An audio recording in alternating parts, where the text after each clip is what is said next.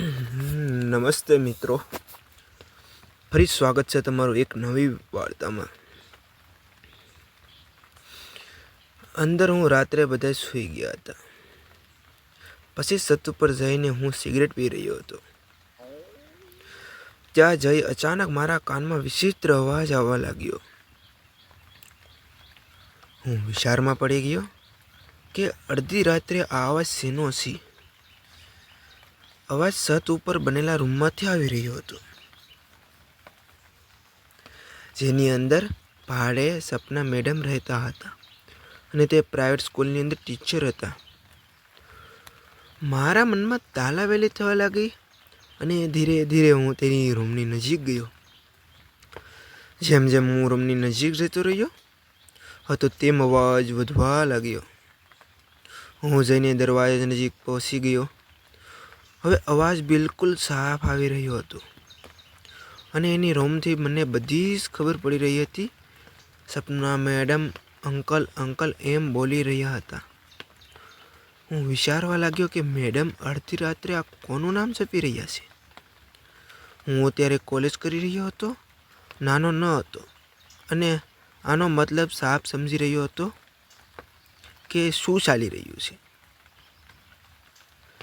દરવાજાની અંદર જોવાની કોશિશ કરી, પરંતુ કોઈ દેખાયું નહીં.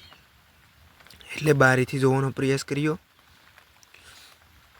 તો તેનો નજારો સાફ દેખાતો હતો અને તે જોઈ મારી આંખો ખુલી રહી હતી.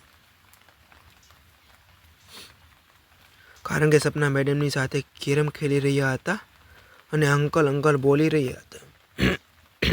તે બીજી બાજુ કોઈ નહીં પણ મારા પિતાજી હતા અને એનું નામ ભૂપતલાલ હતું. આ બધું જોઈને મને આંખ ઉપર વિશ્વાસ ન હતો, કેમ કે મારા પપ્પા સાવ સીધા સાદા હતા. તે ધોતી અને કુર્તી પહેરતા ને એકદમ સામાન્ય માણસ બનીને રહેતા. પરંતુ અત્યારે ભૂપતલાલ એક જોરદાર પાત્ર ભજવી રહ્યા હતા. તેને જોઈને હું શ્વાસ લેવાનું પણ ભૂલી ગયો. હું એક નજરે વધુ જોઈ રહ્યો હતો ને થોડી વાર પછી તુફાન શાંત થઈ ગયું. હું ત્યાંથી ચૂપચાપ નીકળવાની મારા રૂમમાં આવી ગયો. મારી નજરે જોયેલું દ્રશ્ય મારી આંખોમાંથી દૂર ન થતું હતું. થોડી વાર પછી મારા ચહેરા ઉપર એક મુસ્કરાટ આવી ગઈ અને મનમાં એક પ્લાન આવ્યો. હું એવું કરવા માગતો હતો કે જે સપના મેડમે અને ભૂપતલાલે વિચાર્યું નહીં હોય. મારા બાપુજી ભાવનગરની હેડની અંદર અનાજ લેવાનું કામ કરતા હતા અને તે ખૂબ જ સારા વ્યક્તિ હતા. માર્કેટની અંદર તેનું નામ મોટું હતું. હું મારા મમ્મી પપ્પા સાથે રહેતો હતો. મારા પપ્પાની ઉંમર 50 વર્ષ અને મમ્મીની ઉંમર 45 વર્ષની આસપાસ હતી. આ થોડા સમય પહેલાંની વાત છે. હું મારા રૂમમાં આરામ કરી રહ્યો હતો ત્યારે મેં મારા ઘરે એક મેડમને જોયા. તો મેં મારી માને તેને વિશે પૂછ્યું તો તેણે કહ્યું કે તે આપણા ઉપરની રૂમની અંદર ભાડે રહેવા માટે આજે આવ્યા છે. તે સ્કૂલમાં ભણાવે છે અને તારા પપ્પા સાથે તેની વાત થઈ ગઈ છે. તે મેડમ ખૂબ જ સુંદર હતા. હું તેને જોતો જ રહી ગયો. હું તેને મળવા માટે ઉપર ગયો. તેને મને બેસવા માટે કહ્યું. પછી અમે બંને વાતો કરવા લાગ્યા. સપના મેડમ કહેવા લાગ્યા કે હું પ્રાઇવેટ સ્કૂલમાં ટીચરની નોકરી કરું છું. મેડમને જોઈ મને એવું લાગ્યું કે મેડમ ફેક આઈટમ છે. અને થોડા સમય પછી જ્યારે સંતોષ સતત ઉપર સિગરેટ પીવા માટે ગયો, તેણે ભૂપતલાલને મેડમ સાથે કેરમ રમતા જોયા. તે 25 વર્ષના મેડમ બાપુજીની તાકાતને લલકારી રહ્યા હતા.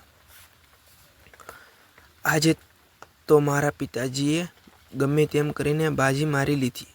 હવે સંતોષના દિમાગમાં અલગ જ વિચાર ચાલવા લાગ્યા, કારણ કે મારા દિલમાં પણ દરિયો ડોલવા લાગ્યો હતો. હું વિચારવા લાગ્યો કે મારું કામ કઈ રીતે બનશે, પરંતુ મોકા ઉપર ચોકા બાપુજી લગાવી રહ્યા હતા. ખરેખર તો આ કામ મારે કરવું જોઈએ. બીજે દિવસે મારી વાત મારા મિત્રને કરી તો મારા મિત્રએ કહ્યું, "સો દોસ્ત, તું પણ નદીમાં નાહવા માગે છે અને તું મેડમને ચોખ્ખું તો કહી શકતો નથી. અને જો તું તેને કહે તો તારી વાતને તારા બાપુજીને કહી દેશે, એટલે તારે બેઇજ્જતી થઈ જાય. પણ તું એક કામ કર, જ્યારે આ બધી વિધિ ચાલતી હોય ત્યારે તું વિડીયો રેકોર્ડ કરી લે. મને લાગે છે આમ કરવાથી તારું કામ થઈ જશે. અને તે વિડીયો બતાવીને મેડમને બ્લેકમેલ કરશે.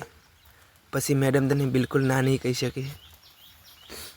બીજા દિવસે મેડમ સ્કૂલે ગયા, એટલે કે મેં એક નાનો એવો સ્પાય કેમેરો મેડમના રૂમમાં છુપાવી દીધો. હું રાત થવાની જ રાહ જોઈ રહ્યો હતો. આજે પણ સાંજ પડતા જ બાપુજી અને મેડમ કેરમ રમવા લાગ્યા અને હું મારા મોબાઈલની અંદર લાઈવ સ્ટ્રીમિંગ જોઈ રહ્યો હતો. અને હું વાત પણ સાંભળી રહ્યો હતો. તેની વાત પરથી એટલું તો સમજાવવામાં આવતું હતું કે મારા બાપુજી તેને પૈસાની મદદ કરતા હતા અને એટલા માટે મેડમે તેને ફૂલ સર્વિસ આપતા હતા. પૈસાને બદલે બાપુજીએ ફૂલવેરની રાણી પકડી રાખેલી હતી. બીજા દિવસે સવારે મેં સાંજે રેકોર્ડ કરેલો વિડીયો વોટ્સઅપ ઉપર મેડમને મોકલી દીધો. જ્યારે મેડમે વિડીયો પૂરેપૂરો જોયો તો મેડમને પરસેવો છૂટી ગયો.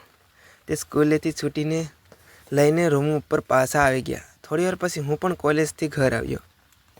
હાથ પગ ધોયા પછી હું સીધો મેડમ પાસે ગયો અને મેડમને મેં કહ્યું કે આ વિડીયો હું મારા મમ્મી પપ્પાને બતાવીશ. જુઓ, તમને મારી માં ધક્કા મારીને ઘરેથી કાઢી મૂકશે. તેની વાત સાંભળીને મેડમ રડવા લાગ્યા અને તે હાથ પગ જોડવા લાગ્યા અને તે મને કહી રહ્યા હતા કે પ્લીઝ એવું ના કરતો, મારી જિંદગી બરબાદ થઈ જશે. પહેલેથી જ મારા જીવનની અંદર ખૂબ મોટી તકલીફ છે. તે મને કહી રહ્યા હતા કે મારે પૈસાની ખૂબ જ જરૂર હતી. ગામડાની અંદર મારા બુઢા મા બાપ છે અને હું એક સ્કૂલમાં ભણાવું છું, પરંતુ આટલા પૈસાથી ફક્ત મારા માતા પિતાનો ખર્ચો ન નીકળે, એટલે હું મારા મા બાપને પૈસા મોકલી શકતી નહોતી. જ્યારે તારા પપ્પાએ મને ઓફર આપી તો હું તેને ના નથી કરી પાડી શકી. મેં કહ્યું, મારે આ વાતથી કાલે લેવા દેવા નથી. તમે બંને જે કરો તે, પરંતુ જો તમે અહીંયા રહેવા માગતા હો તો મને પણ કેરમ રમવાનો મોકો આપવો પડશે.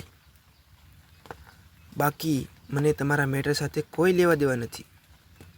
મેડમે કહ્યું, ઠીક છે, મને પણ કંઈ પ્રોબ્લેમ નથી. તું મારી સાથે પણ આનંદથી કેરમ રમી શકે છે. પરંતુ મિત્રો, મેડમ દિવસે મારી સાથે કેરમ રમતા અને સાંજે મારા પપ્પા સાથે રમતા. પરંતુ એક દિવસ એવું થયું, હું અને પપ્પા એક સાથે ભેગા થઈ ગયા અને પછી જે ખેલ જામ્યો તે સાંભળવા માટે વિડીયોને લાઈક કરી દો અને ચેનલને સબસ્ક્રાઈબ કરી દો અને કોમેન્ટ બોક્સમાં એક નાની એવી કોમેન્ટ કરી દો કે તમે આગળનો ભાગ સાંભળવા માગો છો કે નહીં. ફરી મળીશું આવતીકાલે એક નવા વિડીયોમાં. વિડીયોની અંદર અત્યાર સુધી આવજો.